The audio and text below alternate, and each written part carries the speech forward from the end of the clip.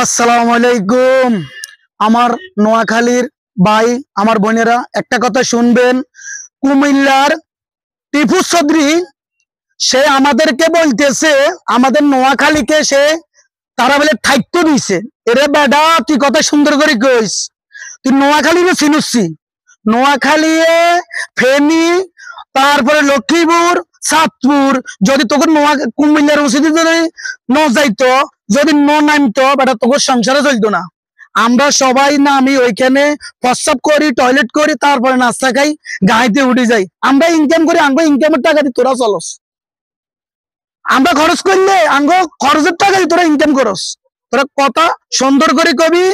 যদি কথা কইতে এরস, কথা কইবি, নইলে কিন্তু খেবাইছে। নোয়াখালীরে খেবাইলে নোয়াখালীর উড়ে বিশ্বের মানুষ চিনে নোয়াখালী কেমন, বুঝছি?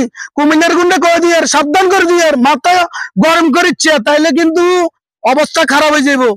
আর একটা কথা জানাই দি, আঙ্গর নোয়াখালীবাসীদেরকে একটা কথা জানাই দি, আপনারা বিবেকের জন্য যে মিলে নামছেন, সামনে সবাই একসাথে থাকবো, থাকি আমাদের বিভাগ আমরা নিবই।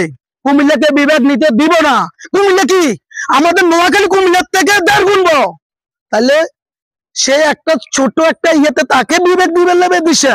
আর আমাদের নোয়াখালী কি বিশাল বড়, নোয়াখালী শিল্প ভিতরে 1 নম্বরে আছে। তাইলে নোয়াখালী কেন বিবেক পাবে না?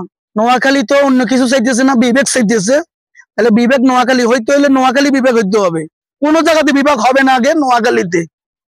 তাইলে এখানে ফেনীওয়ালারা বলতেছে নোয়াখালীকে দিলে তারা কোনো আপত্তি নাই, চাঁদপুর আলারা বলতেছে নোয়াখালীকে বিবেক দিলে কোনো আপত্তি নাই, তাইলে লক্ষ্মীপুর আলারা বলতেছে। তাইলে আপনি চিন্তা করে দেখতে হবে। আমি প্রধানমন্ত্রী একটা কথাই জানাই দিই, আপনি বিবেক দিতে হইলে চিন্তা ভাবনা করে বিবেক দিবেন।